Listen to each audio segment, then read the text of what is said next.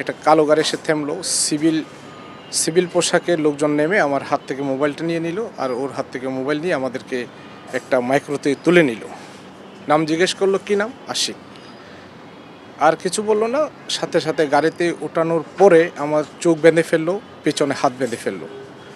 আমি কথা বলতে চাইলাম, আমি তো ঢাকা ইউনিভার্সিটির ইংলিশ ডিপার্টমেন্টের স্টুডেন্ট ছিলাম। আমি বেশ কয়েকবার বিসিএস পরীক্ষায় উত্তীর্ণ হয়েছিলাম, ভাইভাতে পাশ করতে পারি নাই। ওরা এসব কথা কর্ণপাত করলেন না, সাথে সাথে আমার দুই কানে দুইটা থাপ্পড় লাগালেন জোরে। তখন আমি কিছু বোধ শক্তি হারিয়ে ফেললাম। অনেকক্ষণ পরে ওরা আমাকে একটা জায়গায় নামালো। এই সময়টা খুব সম্ভবত আধা ঘন্টা থেকে ৪৫ মিনিট হবে। তারা গাড়িটা কালশি ফ্লাইওভারের উপর দিয়ে নিয়ে যাচ্ছিল, আমি বুঝতে পারছিলাম। এরপরে ওরা একটা মাঠের ভিতরে ঢুকালো। আমার তখন চোখ বাঁধা, হাত বাঁধা। গাড়ি থেকে নামানোর পর ওরা আমাকে একটা দোতলা ঘরের মতো নিয়ে গেল, একটা সিঁড়ি দিয়ে দোতলা ঘরে নিয়ে গেল।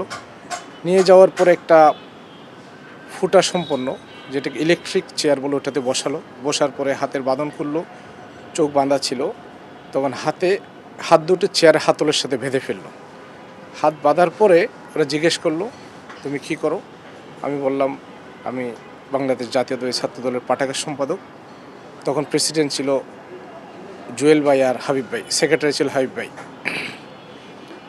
জিজ্ঞেস করলো, তুমি কী করো?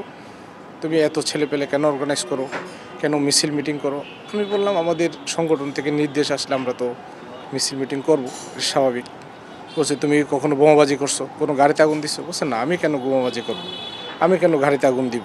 ওরা এটা বলার সাথে সাথে বলো, আচ্ছা তোমাকে দেখাচ্ছি মজা। ওরা হাত খুলে ফেললো, চেয়ারের হাতল থেকে ব্যান্ডেজ খোলার পরে ওরা আবার আমাকে দুই হাতের সামনে এনে দুইটা হ্যান্ডকাপ লাগালো। হ্যান্ডকাপ লাগানোর পরে ওরা আমাকে হাতে উপরে দিয়ে একটা আংটার সাথে লাগালো, যেটাকে কফি কল বা ক্রেন বলে, ওটা দিল। ওরা একটা সুইচ দিল, ক্রেন যখন আমার হাতটাকে উপরে টেনে তুললো, তখন আমি মাটি থেকে আলগা হয়ে গেলাম। তখন আমার চোখ বাঁধা। ওটার পরে দুই পাশ থেকে দুইজন লোক লাঠি দিয়ে আমাকে প্রচণ্ডভাবে মারতেছিল।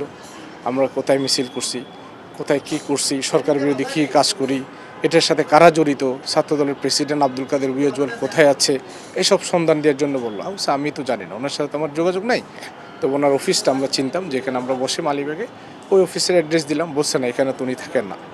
তা বলছে, তাহলে তো আমরা জানবো না। বলছে, তোমাদের তাহলে নির্দেশ কীভাবে আসে? বললাম, এটা দপ্তর সম্পাদক জানিয়ে দেন, এটা বিজ্ঞপ্তির মাধ্যমে দেন।